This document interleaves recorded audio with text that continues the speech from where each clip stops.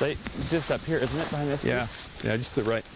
We tend to get what we think is about half the bears living in a region, and you know, it's amazing. When I first started on this, I never thought this would work, but it works really great. Brings the bears right in.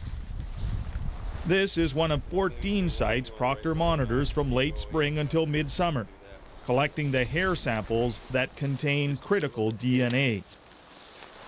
And he went over this wire on the way out. This is a light grizzly.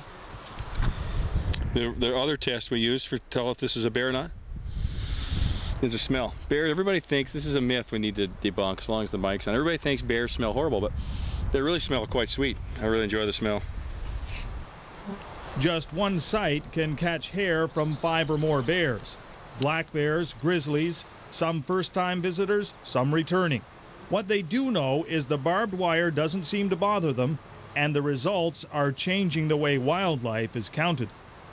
We know the individual bears, and we can figure out who their offspring were, who they were mating with, and it's quite amazing that it all comes from the hair.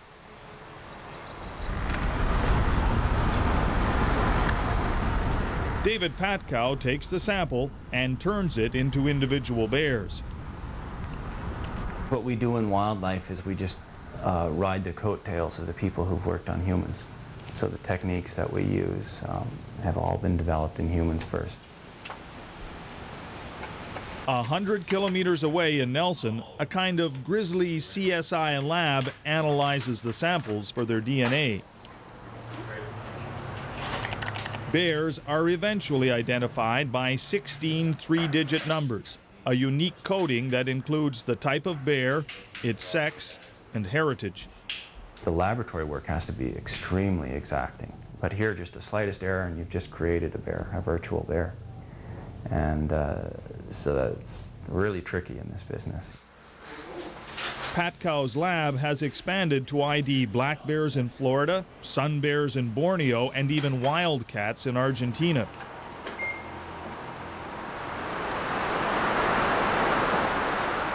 A Sunday hike along Whitewater Creek just north of Nelson. It's places like this where people and grizzlies will inevitably bump together. It's not a simple problem, and it's not like, oh gee, we're going to make humans go away. We have to learn to live within our means somehow and coexist with large animals, particularly if we want large carnivores. Large carnivores need a lot of space, but it can be done. So far, Proctor's work has resulted in a database tracking 1,000 southeast British Columbia grizzlies. He's optimistic but cautious about the big bear's population province-wide. Oh, well, I'd say anywhere from 6 to 15-year-old male. Definitely a grizzly bear. Got a nice hump with the grizzly color. Today, patience pays off.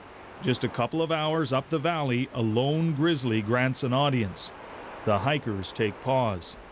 A reminder that this research is essential to ensuring the mighty grizzly has a future. I think right now they try to give hunting license for 4% of the population. You need to know if there's 100 animals so you can sell 4 licenses, or if there's 200 animals to sell 8.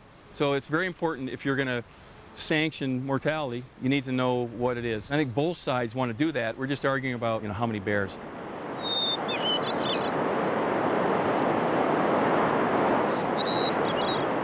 We're a little bit lucky and a little bit spoiled here in southern Canada. The world's full of development and changes in humans, and most of the area down here is